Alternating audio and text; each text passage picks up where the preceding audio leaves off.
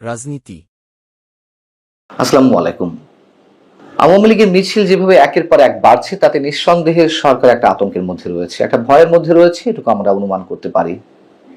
যেই মিছিলগুলো রাজধানীর মধ্যে সীমাবদ্ধ ছিল গত কয়েকদিনে, তা এখন রাজধানীর বাইরেও অনুষ্ঠিত হচ্ছে এবং সরকার যে চাপের মুখে রয়েছে বা একটা আতঙ্কের মধ্যে রয়েছে, এর পাশাপাশি পুলিশের ভূমিকা নিয়ে, গোয়েন্দা সংস্থার ভূমিকা নিয়েও সরকারের মধ্যে প্রশ্ন তৈরি হয়েছে এবং একই সঙ্গে পুলিশ সদস্যরা বিব্রতকর অবস্থায় রয়েছেন, চাপের মুখে রয়েছেন, নানান ধরনের দান্দিকতার মধ্যে রয়েছেন।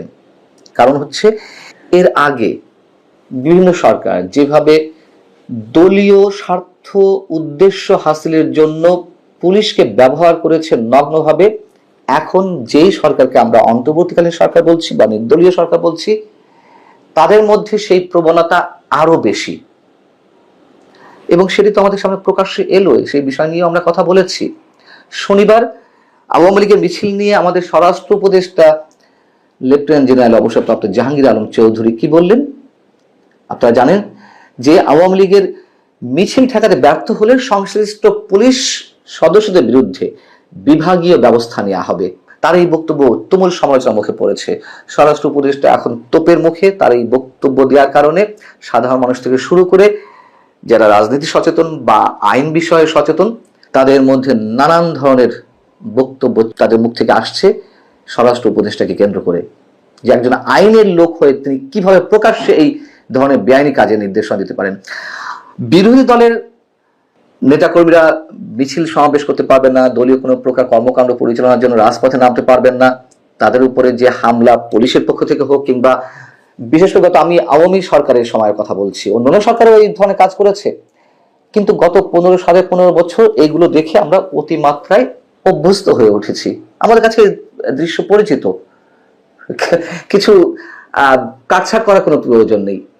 কিন্তু যেই সরকারকে ফ্যাসিস্ট এবং স্বৈরাচারী সরকার বলা হচ্ছে, সেই আওয়ামী সরকারের সময় কোন স্বরাষ্ট্রমন্ত্রী তো প্রকাশ্যে এভাবে ঘোষণা দেননি যে অমুক দলের মিছিল প্রতিরোধে ব্যর্থ হলে পুলিশের বিরুদ্ধে ব্যবস্থা নেওয়া হবে। তারা যা বলেছে আকার ইঙ্গিতে বলেছে, অথবা ভিতরে ভিতরে তাদের নির্দেশনা ছিল, এটা আমরা ধরে নিতেই পারি। কিন্তু প্রকাশ্যে এইভাবে কোন স্বরাষ্ট্র উপদেষ্টা বলেছেন এমন কোন নজির নিশ্চয় নেই। স্বৈরাচারী বা ফ্যাসিস্ট সরকারগুলোর মুখে তাও লাগাম ছিল, কিন্তু এই যে অন্তর্বর্তীকালীন সরকার, তারা তো কোনো রাগঢাক রাখছে না। কেন তারা এতটা নির্লজ্জের মতন, এতটা ওপেন বেআইনি কথাবার্তা, যেই উপদেষ্টা বা মন্ত্রী সমমর্যাদা যে ব্যক্তি, তিনি আইন প্রয়োগের কথা বলবেন যথাযথ বিধিবিধান মেনে, সেখানে তিনি প্রকাশ্যে আওয়ামী লীগের মিছিল ঠেকানোর কথা বলছেন, না হলে শাস্তি পেতে হবে। আওয়ামী লীগ তো এখনো নিষিদ্ধ হয়নি, নিষিদ্ধ করার পরিকল্পনা হয়তো অনেকের মধ্যে রয়েছে, কিন্তু যেহেতু এখনো পর্যন্ত হয়নি, কেন এই কাজটি করবেন? আমরা সরকারের পক্ষ থেকে এই কৌশলটুকু অবলম্বন করতে দেখছি না, যে ভিতরে ভিতরে নির্দেশনা দিয়ে, কিন্তু তারা এখন ওপেন বলছেন। বারবার যে বলা হয় সরকারের পক্ষ থেকে যে আইন শৃঙ্খলা পরিস্থিতি কেন রিস্টোর করা যাচ্ছে না বা খুব ধীর গতিতে এগোচ্ছে, তার কারণ পুলিশ মনোবল ফিরে পায়নি। কেন মনোবল ফিরে পায়নি? পুলিশ আক্রমণের শিকার হয়েছে 5 আগস্টের আগে পরে, এবং যারা আক্রমণ করেছেন তাদের যুক্তিটা হচ্ছে এই পুলিশ ফ্যাসিস্ট সরকারের পক্ষে বা আওয়ামী লীগের পক্ষে নগ্নভাবে কাজ করেছে। আচ্ছা, তাহলে পুলিশের মধ্যে মেসেজটা তো এই যে তাদেরকে ব্যবহার করা হয়েছে, এখন তারা আক্রমণের শিকার। এখনো পুলিশ যে নগ্নভাবে ব্যবহৃত হবে, কার বিরুদ্ধে ব্যবহৃত হবে? সেই আওয়ামী লীগের বিরুদ্ধে। তাহলে এখন কি আওয়ামী লীগের নেতা কর্মীদের আক্রমণের শিকার তারা আবারও হবেন কিনা নতুন ভাবে, সেই জিনিসটা নিয়েই তো তারা দ্বিধাদ্বন্দ্বে রয়েছেন। তাহলে তারা কিভাবে মনোবল ফিরে পাবেন, কিভাবে কাজ করবেন পেশাদারিত্বের সঙ্গে পুলিশ সদস্যরা? এবং আমরা যেটুকু জেনেছি ডিএমপি এর সূত্রে, ঢাকা মেট্রোপলিটন পুলিশের সূত্রে, যে গত কয়েকদিনে বা 2 দিনে 17 এবং 18 এপ্রিল আওয়ামী লীগের ঝটিকা মিছিল করার কারণে এর মধ্যে 12 জনকে আটক করা হয়েছে।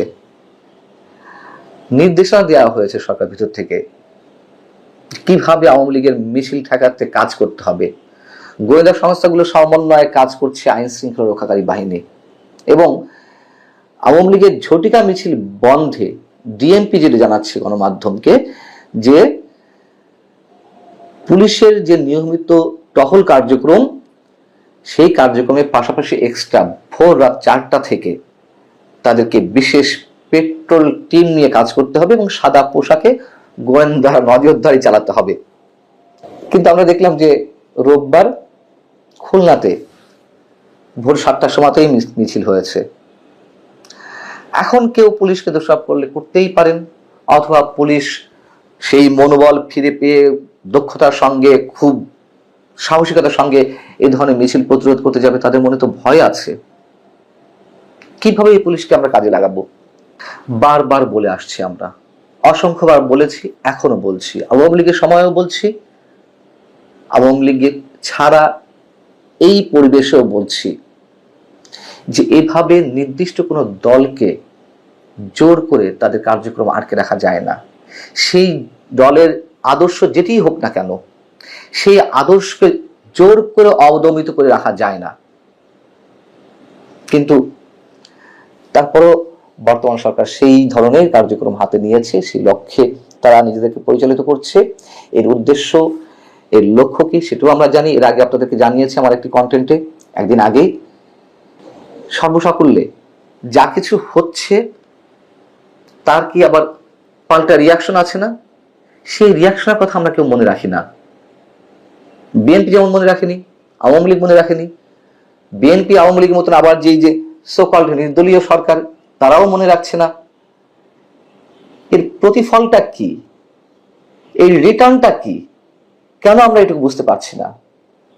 এবং যদি অন্তর্বর্তীকালীন সরকার, তত্ত্বাবধায়ক সরকারের কথাও আমরা এক্সাম্পল হিসেবে নেই, ওয়ান ইলেভেন সরকারের অনেক উপদেষ্টা তাদের ক্ষমতা অপব্যবহার তো আমরা দেখেছি। আমি বলছি না যে স্বরাষ্ট্র উপদেষ্টা তার ক্ষমতা অপব্যবহার করছে, তিনি তো সরকারের হয়ে কাজ করছেন, তিনি এককভাবে কাজ করছেন না। সো আমরা আগের কোনো উপদেষ্টার পরিণতি দেখেছি, এখনো হয়তো আমাদের সে ধরনের অপেক্ষায় থাকতে হবে। আমরা চাই না যদিও এই ধরনের কিছু হোক। আল্লাহ হাফিজ, ভালো থাকুন।